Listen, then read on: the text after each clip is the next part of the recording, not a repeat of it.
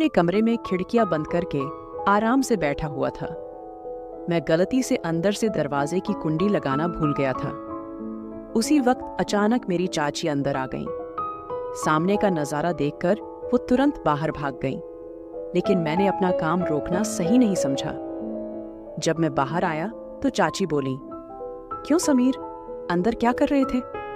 मैंने कहा, चाची आपको पता ही है, अब मेरे मुंह से क्या सुनना चाहती है? चाची बोली, वह सब ठीक है, लेकिन तुम्हें अपना कमरा बंद नहीं करना चाहिए था। मैंने कहा, चाची मुझे क्या पता था कि तुम उसी वक्त कमरे में आ जाओगी? वैसे भी मैं तो कुछ गलत कर नहीं रहा था।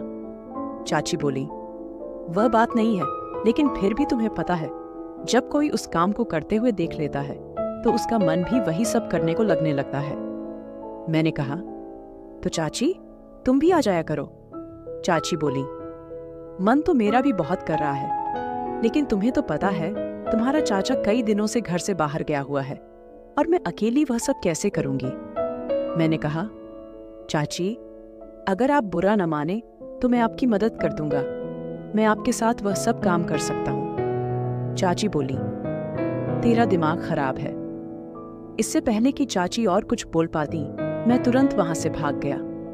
वैसे भी मैं तो अपनी चाची के साथ बहुत पहले से वह काम करना चाहता था, लेकिन हाँ, कहने की हिम्मत नहीं हो रही थी। आज चाची ने मुझे देख लिया था, तो आज वह बात कहने का सही टाइम आ गया था और माहौल भी था, इसलिए मैंने वह बात कह दी। इससे एक बात मुझे पता लगी कि बात कहने का भी एक सही समय आता है। उस समय बात कर लेनी चाहिए। उस समय आपकी बात पूरी होने के बहुत चांस होते हैं। एक दिन चाचा और चाची छत पर काम कर रहे थे। मैं उन्हें यह सब करते हुए देख रहा था। मैंने कुछ देर खड़े होकर देखा। मेरे सामने फेस टू फेस एक फिल्म चल रही थी। मुझे चाचा चाची को देखकर बहुत मजा आ रहा था। चाचा अपनी सारी जान लगाकर काम कर रहा था। उस समय मेरी शादी नहीं हुई थी। मैं 22 साल का हूँ और मेरी चाची बहुत खूबसूरत थी। वह हमेशा मेरे साथ मजाक मस्ती करती रहती थी। चाची और मेरे बीच एक अच्छा दोस्ती वाला रिश्ता था। जब चाची हमारे घर में नई नई आई थी तो उनमें बहुत घमंड था, और घमंड होना भी चाहिए था क्योंकि वह किसी से कम नहीं थी। चाची की ऊंचाई और लंबाई बहुत थी।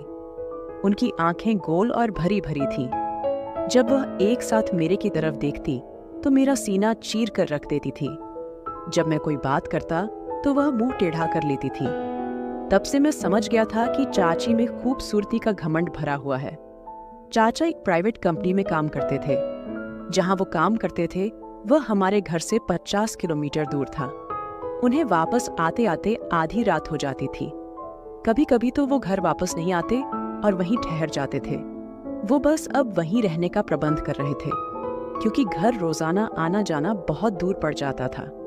जब चाचा जी वापस नहीं आते थे तो चाची अपने कमरे में अकेली रहती थी। मैंने चाची को कई बार अकेले देखा था और उन्हें देखकर ही मैंने भी महसूस किया कि मेरे चाचा आधी रात घर आते हैं, कभी काम करते हैं और कभी नहीं। जितनी चाची को प्यार की जरूरत थी, चाचा उतना प्यार चाची को नहीं दे पा रहे थे। यह बात मुझे पूरी तरह से समझ आ गई थी। एक दिन सुबह मैंने देखा चाची बहुत उदास लग रही थी, तो मैंने उनसे पूछा, क्या हुआ चाची, आप उदास लग रही हैं? चाची बोली, मेरी तबीयत कुछ ठीक नहीं लग रही।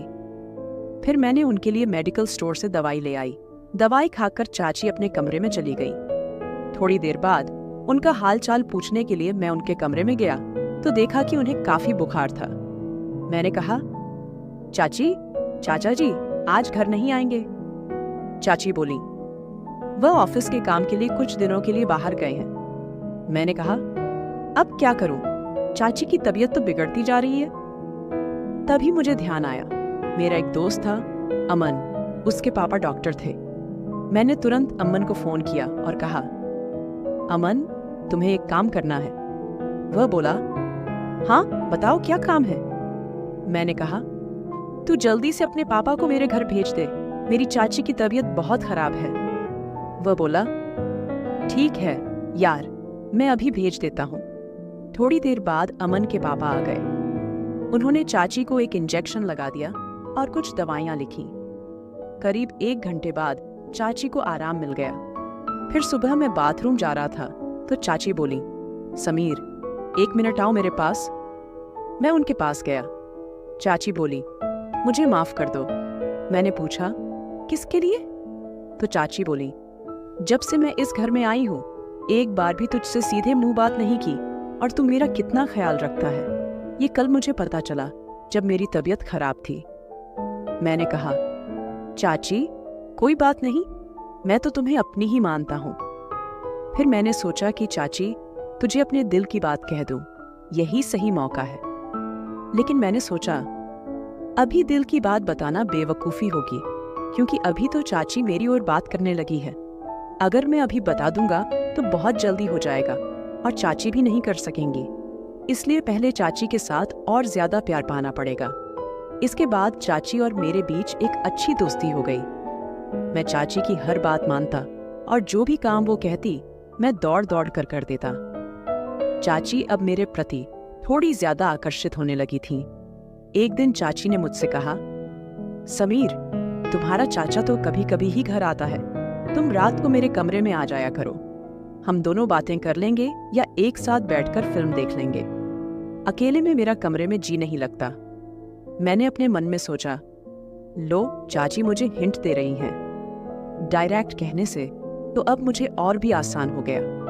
अब किसी भी तरह से अपनी बात कह ही दूंगा। मैं चाची के कमरे में गया तो चाची अभी भी घर के काम कर रही थी।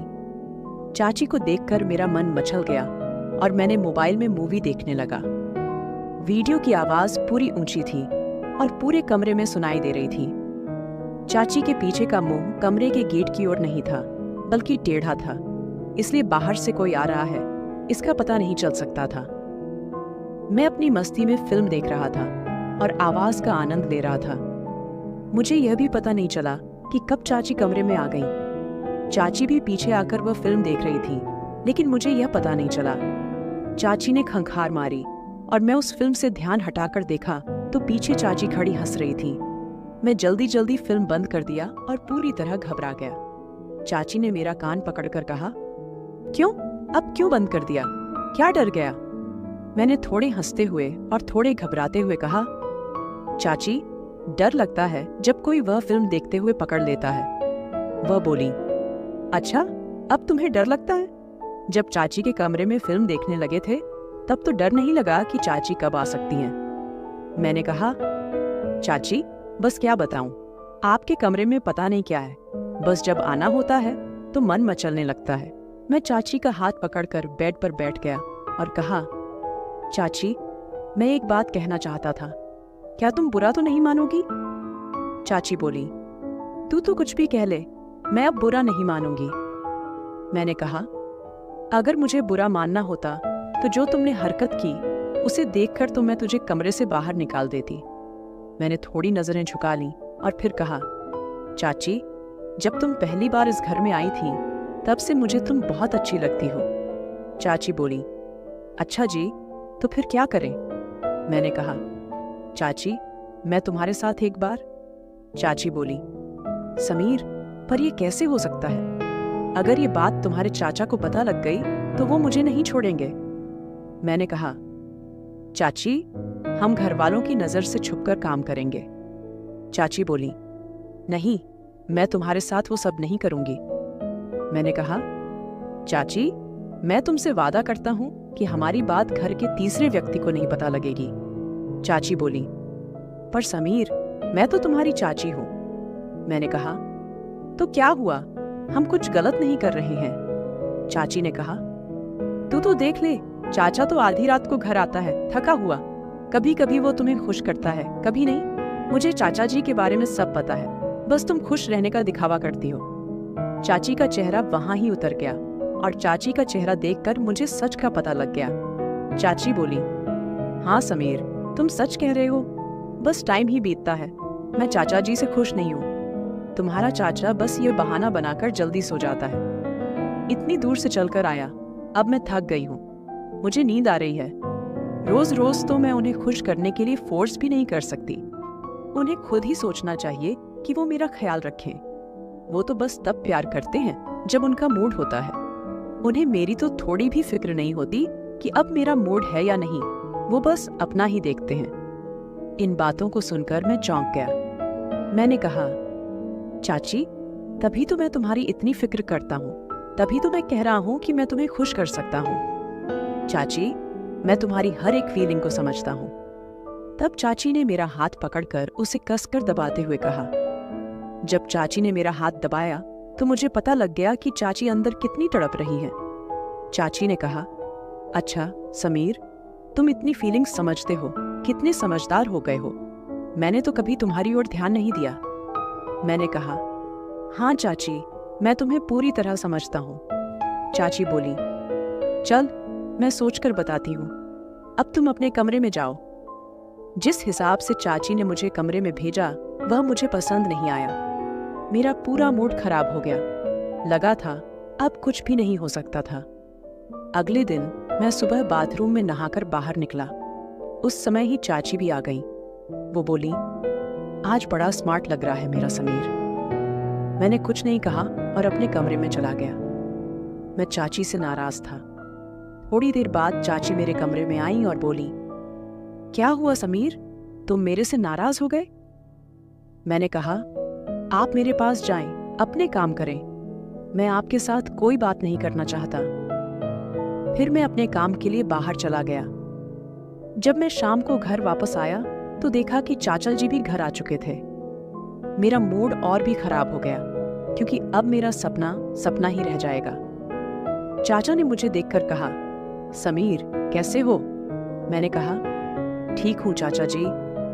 फिर मैं अपने कमरे में चला गया। थोड़ी देर बाद चाचा ने मुझे बुलाया और बोले, आजा समीर, खाना खा ले। फिर हम बैठकर खाना खाने लगे। मैं चाची की ओर नजरें मार रहा था।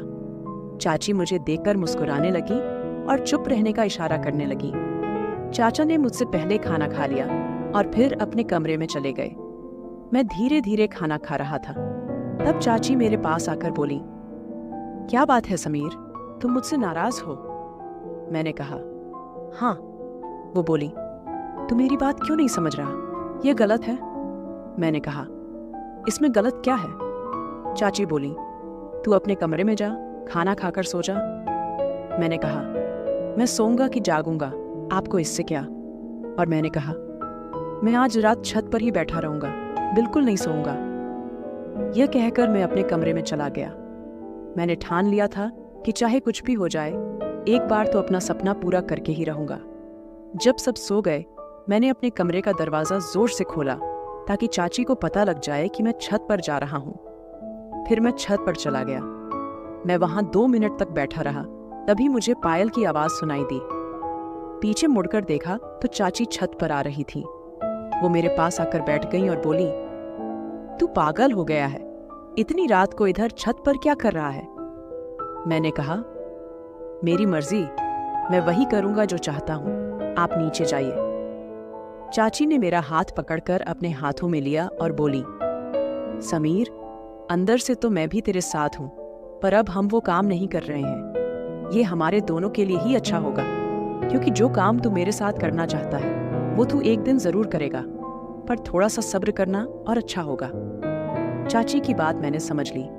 मैंने कहा, ठीक है चाची।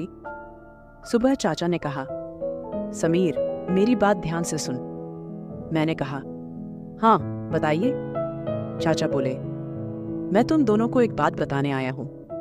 मैं अब दोबारा वापस नहीं आऊंगा। मैं कंपनी के काम से बाहर जा रहा हूं। लगभग 6 महीने बाद ही वापस आऊंगा। मैंने कहा, अच्छा चाचा जी।